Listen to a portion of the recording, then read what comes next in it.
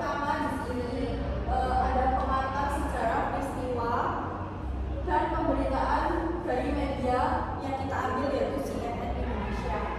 Konflik antara Iran dan Israel yang pertama kali, yaitu mereka memiliki sejarah yang kompleks. Awalnya dari hubungan sekutu yang di bawah kekuasaan Raja Iran yang hingga saat ini masih menjadi konflik besar, akan semakin besar menjadi musuh bebuyutan dari setelah revolusi Islam dari Iran. CNN Indonesia sebagai salah satu media massa yang terkemuka juga bisa meliput konflik ini dengan berbagai headline, frekuensi, posisi, dan juga pemberitaan yang bervariasi.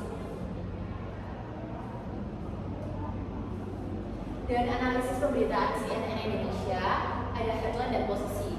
Nah, CNN Indonesia menggunakan headline yang beragam, kadang menyoroti serangan, kadang konteks historis.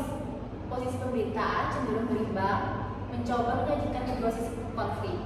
Dan CNN ini menyoroti serangan Israel terhadap Iran dan respon militer dari kedua belah pihak. Posisi cenderung netral, tetapi menekankan dampak kemanusiaan dan militer.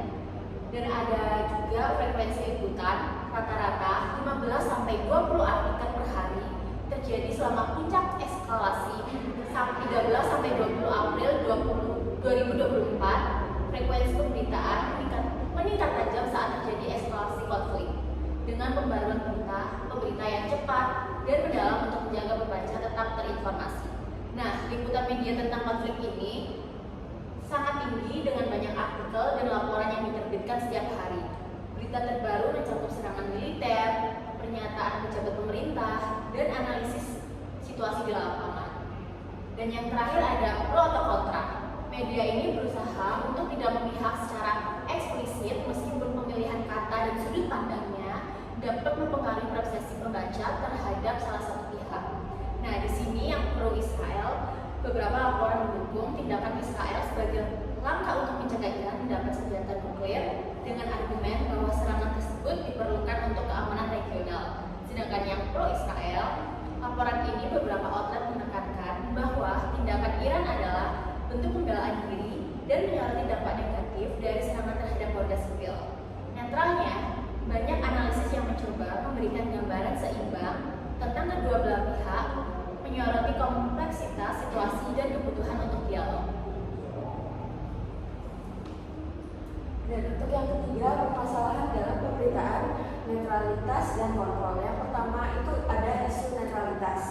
Itu mencapai netralitas penuh dalam pemberitaan konflik yang sensitif seperti Iran-Israel adalah tantangan yang besar. Nah, biasanya dapat muncul dari sumber interpretasi atau penekanan tertentu. Dan yang kedua, kontrol pemerintahan. Nah, itu meskipun CNN Indonesia adalah media swasta, isu kontrol pemerintahan atau tekanan politik dapat mempengaruhi narasi terutama dalam konteks hubungan internasional. Nah, yang ketiga, relasi kedua negara. Nah, ini pemberitaan juga dipengaruhi oleh dinamika hubungan diplomatik Iran dan Israel yang seringkali tegang dan penuh ketidakpastian. Jadi, isu netralitas dan kontrol informasi dalam konflik Iran dan Israel itu menghadapi tantangan serius seperti biasanya di media, kontrol narasi oleh negara, atau disinformasi yang pasif dan keterbatasan akses dalam jurnalis dan tekanan politik. Dan situasi ini menyulitkan masyarakat global untuk mendapatkan informasi yang benar-benar objektif dan komprehensif untuk mengenai realitas di lapangan. Dan media massa dan filsafat pers, CNN Indonesia adalah bagian dari Transmedia sebagai konglomerat media swasta di Indonesia. Sebagai media swasta, mereka cenderung menganut filsafat pers libertarian yang menekankan kebebasan pers dan minimnya intervensi pemerintah. Dalam konteks global, media ini beroperasi dalam kerangka yang memungkinkan pelaporan independen meskipun tetap tunduk pada regulasi dan etika jurnalistik nasional.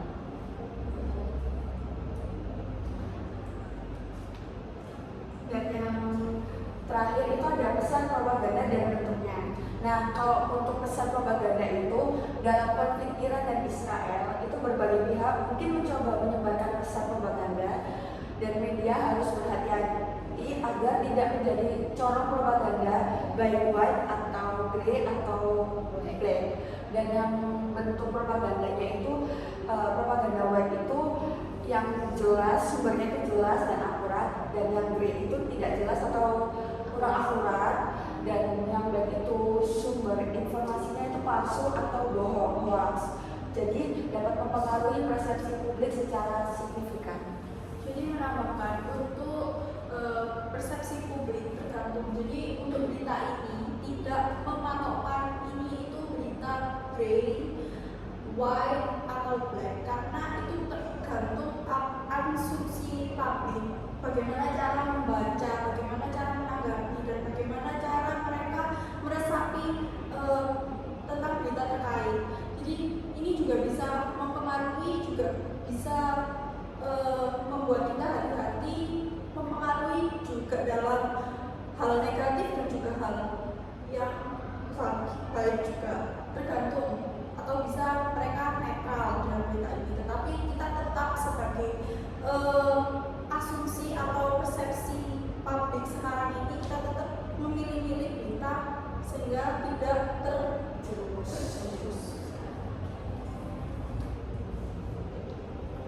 Lalu untuk sejarah dan kondisi diplomatik saat ini yang terjadi, hubungan Iran dan juga Israel telah bergeser dari aliansi strategis yang menjadi permusuhan sengit. Ini dipicu oleh revolusi Islam Iran yang terjadi awalnya pada tahun 1979. Kondisi diplomatik kedua negara ini juga sangat tegang, ditandai dengan konflik proksi, ancaman militer, perang informasi yang intens, dan juga hal ini menjadi latar belakang penting dalam memahami pemberitaan media. Kembali lagi dengan sejarah awal mereka di tahun 1979 ini, revolusi Islam Iran yang menanggapi bahwa agama itu nggak harus menurut agama. Jadi mereka ingin kebebasan, sehingga Israel tidak menerima itu dan meminta haknya, sehingga terjadi permusuhan hingga saat ini. Dampaknya juga kepada semua negara, karena Iran adalah terkenal sebagai salah satu sumber minyak yang terbesar dan terbanyak saat itu. Tetapi dengan adanya perang ini, pengurangan minyak dan juga hasil dari minyak juga mahal, juga nggak berkurang gitu. Kesimpulan dan rekomendasinya dari pembahasan yang kita sampaikan yaitu pemberitaan konflik Iran dan Israel oleh CNN Indonesia menunjukkan upaya untuk menyajikan informasi yang komprehensif meskipun tantangan netralitas dan potensi propaganda selalu ada.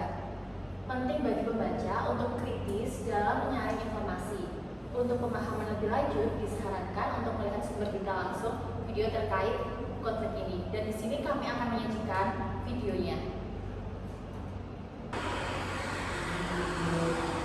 Saling serang antara Iran ke Israel memang belum berhenti. Kantor berita Warta merilis diluncurkannya misil tambahan oleh Kerajaan Revolusi Iran ke Israel meski tanggal dan lokasi tidak disebutkan. Sementara rudal-rudal Iran yang melesat terlihat di langit di barat pada Rabu. Militer Israel menyatakan dua rentetan rudal Iran diluncurkan ke Israel dalam 2 jam pertama pada Rabu pagi. Ledakan keras juga terdengar di atas kota Tel Aviv. Kondisi ini membuat suara sirine tanda peringatan bahaya selalu terdengar di kota-kota besar Israel. Akibat serangan Iran ini, Israel menyebut 24 warganya tewas dan lebih dari 3.000 warga Israel harus dievakuasi untuk menghindari serangan Iran. Di lain pihak, pemerintah Iran menyatakan serangan Israel ke Iran telah menyebabkan 224 warga yang tewas dan sebagian besar adalah warga. Berikut video yang kami diperlihatkan dari kesimpulan tersebut? Jadi ini kita ambil pada tanggal 20 Juni 2025 kemarin, yang dimana Iran dan juga Israel saling serang melalui teror nuklir atau rudal, dan hingga saat ini beritanya masih semakin semakin panas karena ada 3 negara yang semakin ricuh, yaitu negara Amerika, Iran dan juga Israel yang semakin panas saling perang, saling serang ya. Jadi kita sebagai konsumsi publik dengan adanya berita ini, menurut kami bertiga lebih hati-hati, lebih memantau dan juga